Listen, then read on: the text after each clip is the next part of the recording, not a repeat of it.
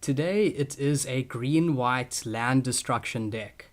So for quite a few years there have been red-green land destruction decks, sometimes mono-green, sort of on the fringes of the meta that sometimes are really powerful and then other times they sort of drop away. So this is a list that I came across online which 5-0'd a recent Pauper league.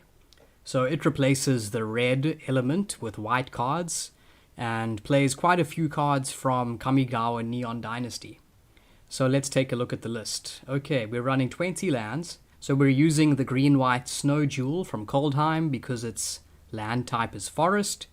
And like a lot of land destruction decks, we are using the Arbor Elf Wild Growth Utopia Sprawl ramp package. So Arbor Elf, of course, 1 green for a 1/1 with tap, untap target forest. Then we have these auras that enchant our lands. So Wild Growth says whenever enchanted land is tapped for mana, its controller adds an additional green.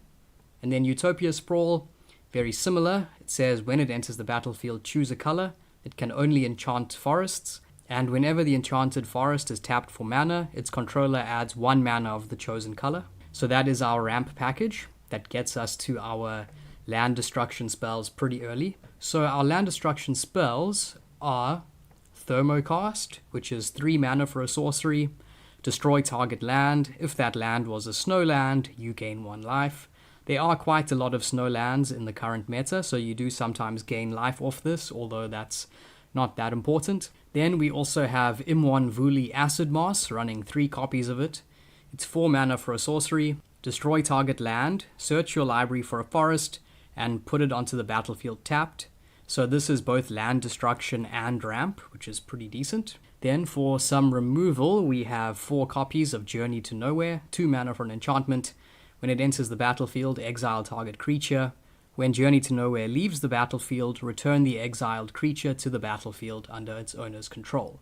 Then, in some ways, the cards here overlap with some of the cards you see in the Jund Cascade decks, basically creatures that draw you cards when they enter the battlefield. So we play 4 copies of Llanowar Visionary, 3 mana for a 2/2, tap add 1 green, and it says when it enters the battlefield, draw a card. Very similar, we have Serap's Packmate, 4 mana for a 3/3. When it enters the battlefield, draw a card. And it also has a foretell cost of 2, 1 generic, 1 green. So during your turn, you can pay 2 generic mana and exile this card face down. And you can cast it on a later turn for its foretell cost. Then we have, as one of our major threats really, is this new aura from Neon Dynasty, which also enchants a land. It's called Harmonious Emergence. It's 4 mana. It says enchanted land is a 4/5 green spirit creature with vigilance and haste. It's still a land. And then it also says if enchanted land would be destroyed, instead sacrifice Harmonious Emergence and the enchanted land gains indestructible until end of turn. So what's really nice about that is it saves us from being 2-for-1'd. So if they try to destroy our land, the land doesn't get destroyed and we just have to sacrifice Harmonious Emergence. Now that's really important because in the format there is a lot of Cleansing Wildfires, Geomancer's Gambit, cards that can destroy lands, and against other land destruction decks. So yeah, this is quite a decent 4 mana threat in the curve. Then our final threats, we are playing a full set of Imperial Oath, another card from Neon Dynasty that caused a little bit of buzz with people wondering if it was maybe good or which decks it could fit into. It hasn't fully found a place yet, but it has been showing up in some decks, which is pretty cool.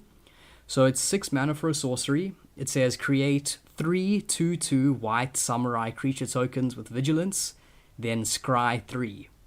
So it's basically like a raise the alarm times 3 with scry added.